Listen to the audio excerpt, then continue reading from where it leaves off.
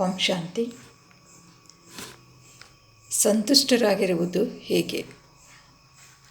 ಓಂ ಶಾಂತಿ.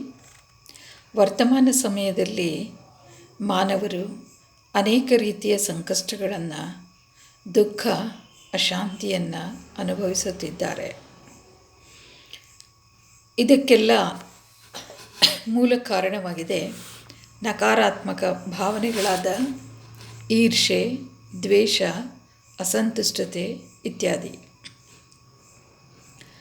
ಸಾಮಾನ್ಯವಾಗಿ ಎಲ್ಲರೂ ಸುಖ, ನೆಮ್ಮದಿಯಾಗಿರಲು ಹಾಗೂ ನಕಾರಾತ್ಮಕ ಭಾವನೆಗಳಿಂದ ಮುಕ್ತರಾಗಲು ಬಯಸುತ್ತಾರೆ.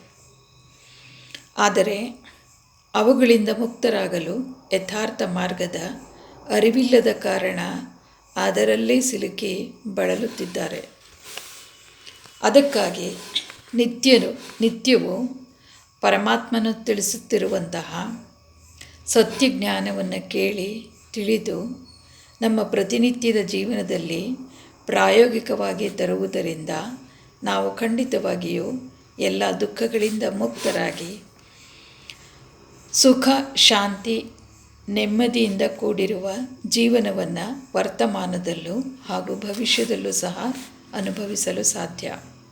ಉದಾಹರಣೆಗೆ, ಇಂದಿನ ಪರಮಾತ್ಮನ ಮಹಾವಾಕ್ಯವಾಗಿದೆ, ಸಂತುಷ್ಟತೆಯನ್ನು ಜೀವನದಲ್ಲಿ ತಂದು ಜೀವನ ಯಾತ್ರೆಯಲ್ಲಿ ಸಫಲರಾಗಿ ಎಂದು.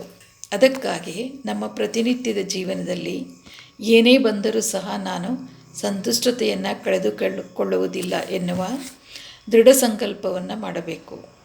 ಈ ಸೃಷ್ಟಿ ನಾಟಕದಲ್ಲಿ ನನಗೆ ಯಾವ ಪಾತ್ರ ಸಿಕ್ಕಿದೆಯೋ ಅದರಲ್ಲಿ ಸಂತುಷ್ಟನಾಗಿರುತ್ತೇನೆ ಎಂದು ಹಾಗೂ ಸಮರ್ಪಕವಾಗಿ ನನ್ನ ಪಾತ್ರವನ್ನು ಅಭಿನಯಿಸುತ್ತೇನೆ ಎಂದು.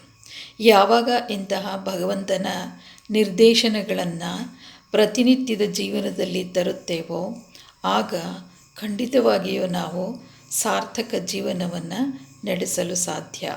ಓಂ ಶಾಂತಿ.